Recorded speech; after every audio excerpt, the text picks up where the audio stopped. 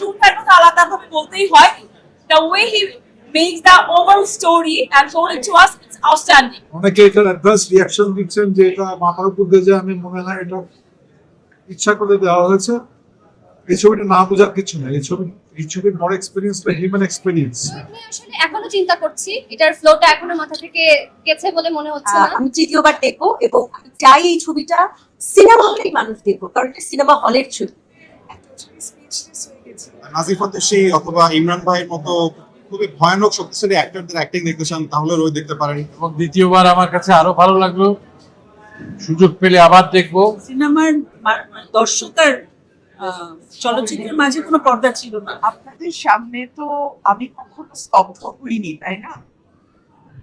এই বোধহয় জীবনে প্রথম আজকে 15-16 বছর পর ক্যামেরার সামনে আমি স্তব্ধ। এবং একটা সময় দিলে যে একটা শিল্প ভালো হয়, ক্লাসিক হয়, সেটা একটা অনবদ্য উদাহরণ হচ্ছে রোদ। Optical brighter photo catalyst active granule সমৃদ্ধ বসুন্ধরা পাওয়ার ওয়াশ, ঝলমলে কাপড়ে ফুরফুরে মন। এবং দ্বিতীয়বার আমার কাছে আরো ভালো লাগলো, সুযোগ পেলে আবার দেখবো। এই কারণ প্রধান কারণ হচ্ছে অনেকেই জিজ্ঞেস করেন যে ভালো লাগলো কিনা। ভালো লাগা একটা খুব স্থূল অভিব্যক্তি বলে আমি মনে করি। এটা হচ্ছে প্রথমত আমরা যে ভাষাটি খুঁজছিলাম, চলচ্চিত্রের একটা নিজস্ব ভাষা তৈরি হোক, সেই ভাষাটি তৈরি হয়েছে এই চলচ্চিত্রে। ধরনের একটা সিনেমা, এটার সিনেমাটোগ্রাফি এবং স্টোরি লাইন এত বিউটিফুল ছিল, আমাদের বাংলাদেশকে এত সুন্দর করে পোর্ট্রে করা হয়েছে। রোহিত নিয়ে আসলে এখনো চিন্তা করছি, এটার ফ্লোটা এখনো মাথা থেকে গেছে বলে মনে হচ্ছে না। খুবই দারুণ একটি সিনেমা দেখলাম অনেকদিন পরে। বাংলাদেশে আসলে এই ধরনের ভিজুয়াল, এই ধরনের স্টোরি টেলিং এর আগে দেখিনি। খুবই দারুণ, খুব ভালো লেগেছে। আমি সেকেন্ড টাইম আজকে রোহিত দেখলাম, খুব ভালো লেগেছে। আর আমার মনে হয় খুশি এবং ইমরান তারা কিভাবে অভিনয় করেছে, দ্যাটস আউটস্ট্যান্ডিং। আমি একেবারে একটা অডিয়েন্স হিসেবে বলছি, খুব ভালো লেগেছে। এবং শুনবার কথা আলাদাভাবে বলতেই হয়। The way he makes the overall story and told it to us, it's outstanding. রোদটা একটা অসাধারণ সিনেমা, যেটা দেখলাম ভালো লেগেছে।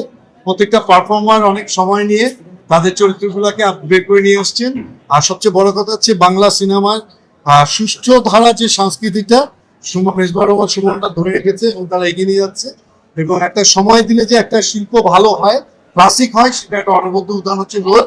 আমাদের সবার শিল্প সংস্কৃতিকে আমরা একটু সময় দিয়ে, বুদ্ধি দিয়ে এবং আমরা একটু যত্ন নিয়ে এগিয়ে নিয়ে যাবো, যেটা আমাদের টোটাল শিল্প সংস্কৃতিকে এগিয়ে নিয়ে যাবে। আপনাদের সামনে তো আমি কখনো স্তব্ধ হইনি, তাই না? এই বোধহয় জীবনে প্রথম আজকে 15-16 বছর পর ক্যামেরার সামনে আমি স্তব্ধ। তাহলে বলছেন এই সিনেমাটাকে আসলে আমি ভালো, মন্দ, দারুণ, এগুলো এত তুচ্ছ হয়ে যায় সিনেমাটার সামনে। আসলে ভালো লাগা বললে কিন্তু সর্বক্ষণটা বলা হবে না। এটা একটা অভিজ্ঞতা। মানুষ একদম প্রান্তিকে থাকলে খালি মানে অর্থনৈতিকভাবে না, মানসিকভাবে, দৈহিকভাবে, সব দিক থেকে যখন একদম প্রান্তিকে থাকে, সে কত অসহায় সেটা একদম মর্মে টের পাওয়া গেছে। পুরো ছবিটার পেছনে ডিরেক্টর থেকে টেকনিক্যাল টিম থেকে শুরু করে প্রত্যেকে যে প্রবল পরিশ্রম, প্রবল ইনভলভমেন্ট, ছবিটাকে পরিষ্কার ভাবে বোঝা যায়। And really send to this actors, Imran নূর, নাজিবা তুষির সহ, এমনকি যে মেয়েটি যে গরু নিয়ে একটা টানাটানি হয়, তখন এই মেয়েটির যে চোখ পর্দা, অনেকে এটার অ্যাডভান্স রিয়াকশন দিচ্ছেন যে এটা মাথার উপর দিয়ে যায়, আমি মনে হয় এটা ইচ্ছা করে দেওয়া হয়েছে। এই ছবিটা না বোঝার কিছু না, এই ছবির বড় এক্সপিরিয়েন্স বা হিউম্যান এক্সপিরিয়েন্স। দ্বিতীয়বারের মতো আজ আমি রোহিত ছবিটি দেখলাম এবং দ্বিতীয়বার কখন দেখে একটি ছবি মানুষ, এটাতেই আসলে উত্তর আছে যে রোহিত কেমন ছবি। দ্বিতীয়বারের মতো আজ আমি রোহিত ছবিটি দেখলাম এবং দ্বিতীয়বার কখন দেখে একটি ছবি মানুষ, এটাতেই আসলে উত্তর আছে যে রোহিত কেমন ছবি। আমার কাছে মনে হয়েছে যে রোহিত আসলে শুধুমাত্র একটি সিনেমা না, রোহিত একটি এক্সপেরিয়েন্স, একটি অনুভূতি। আমি খুব খুব খুব আনন্দ পেয়েছি সিনেমাটা দেখে, এবং রোহিতের কিছু চমৎকার দৃশ্য দেখবার জন্য দ্বিতীয়বার না তৃতীয়বারও এই ছবিটি দেখা যায়। আমি তৃতীয়বার দেখবো, এবং আমি চাই এই ছবিটা সিনেমা হলেই মানুষ দেখবো, কারণ এটা সিনেমা হলের ছবি। রোহিত সিনেমা নিয়ে হয়তো বা সোশ্যাল মিডিয়াতে আমি অনেক দেখেছি যে কেউ বলেছে আমরা বুঝতে পারলাম কি পারলাম না পুরো সিনেমাটা, বা আসলে কতটুকু সহজ বোঝা।